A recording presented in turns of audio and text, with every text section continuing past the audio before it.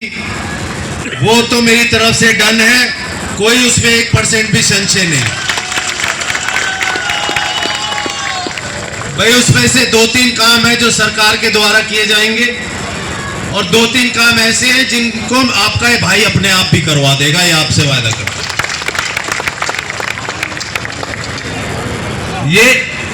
ये तो रही आपके गांव के विषय की बात। इसके अलावा पूरे समालखा हलके की जो मैं बात कर रहा हूं, कुछ ऐसी बातें हैं जिन पर विराम लगाना चाहता हूं मैं। जैसे मेरे पिताजी ने एक प्रथा चलती थी जब वो चुनाव लड़ने आए यहां पर कि भाई जो भी चुनाव लड़ रहा है उसको नोटों की माला पहनानी पड़ती थी ना भाजी। भाई आज 28 साल हो गए, 28 साल में किसी ने वो बात तो दोबारा नहीं कही आपके बीच में भाई नोटों की माला पहनानी है। तो वो जो बात उन्होंने प्रथा खत्म करी, तो मैं भी आपसे वायदा करता हूं कि उनके जाने के बाद जो 20 सालों में और नई बातें शुरू हुई हैं अब हमारे हलके में, समालखा में, झूठे वायदे, गांव में 2-4 आदमी ढूंढकर वही प्रतिनिधि बन जाते हैं विधायक के, उनके द्वारा काम होता है। सरकार की तरफ से कोई सहयोग नहीं, अपनी तरफ से तो बिल्कुल भी नहीं। तो मैं आपसे वायदा करता हूं इन सारी बातों को खत्म करके एक नए राजनीतिक पारी की शुरुआत करूंगा यहां पर।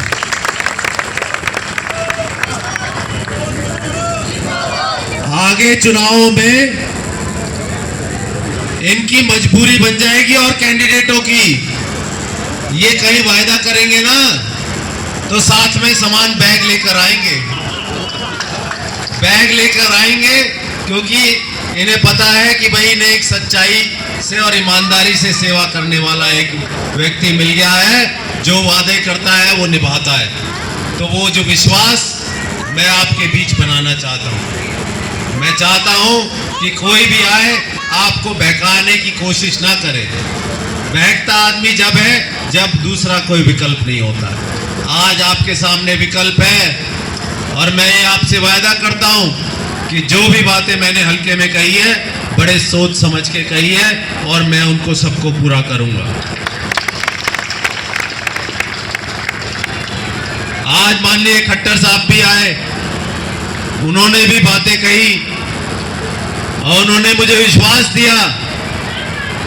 दिलाया कि भाई तू हल्के की सेवा के लिए आया यहां पर और जो बातें तू कह रहा है, वायदे कर रहा है, कल मैं तेरे साथ खड़ा होकर उनको पूरा करवाऊंगा, मेरे से वायदा कर रहा हूं।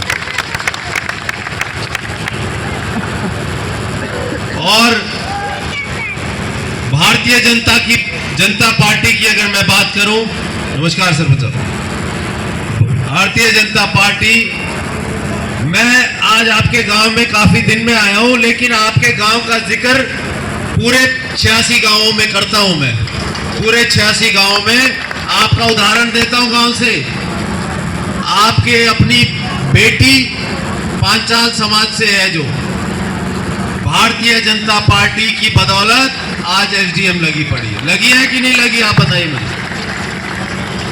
तो एक ऐसी व्यवस्था जो भारतीय जनता पार्टी ने बनाई है जहां ये नहीं देखा जाता कि अमीर है या गरीब है, बड़ा जमींदार है या छोटा जमींदार है, कोई कौन सी बिरादरी से है, कौन सी जात से है। ऐसा बढ़िया सिस्टम जो मिला है पिछले 10 सालों से पहले कभी सोचा था आपने हरियाणा में ऐसा हो सकता है? तो जो ये व्यवस्था बनाई है इसको आगे बढ़ाने का हम सब मिलकर काम करें, भारतीय जनता पार्टी को और मजबूत करें। माननीय नरेंद्र मोदी जी जो पूरे विश्व में भारत का डंका बजाने में अपना पूरा प्रयास कर रहे हैं, उन्हें मजबूत करें।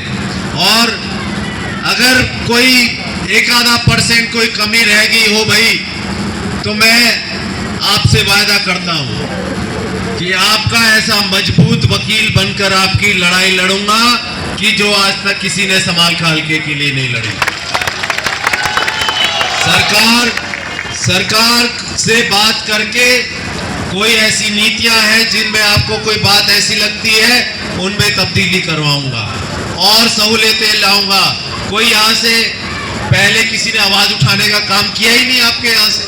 कोई विधायक आपने चुनकर भेजा, कभी विधानसभा में आपने बात सुनी उसकी किसी ने कि भाई हमारे विषय में कोई बात रखी है विधानसभा में? मुझे पता है टाइम ही नहीं, समय नहीं, अपने कामों में जो व्यस्त है उन लोग को उनके पास कहां से समय आएगा। और मैं आपको ये बता देना चाहता हूं कि जो मैं आपसे वायदे कर रहा हूं, बड़ी बड़ी बातें कर रहा हूं, ये कोई फरीदाबाद में रहकर नहीं होंगी, मुझे पता है। और मैं इस बात से आपको भी वायदा करना चाहता हूं कि मैं समालखा में आपके बीच रहूंगा और आपके काम में लगूंगा जो आपसे वायदे किए होंगे।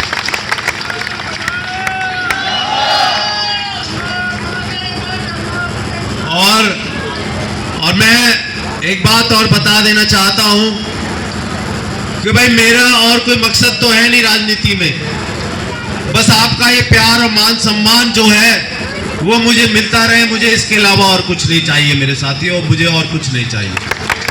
और ये मान सम्मान मुझे पता है जब तक मिलेगा जब तक मैं अपने वायदों पर खरा उतरूंगा।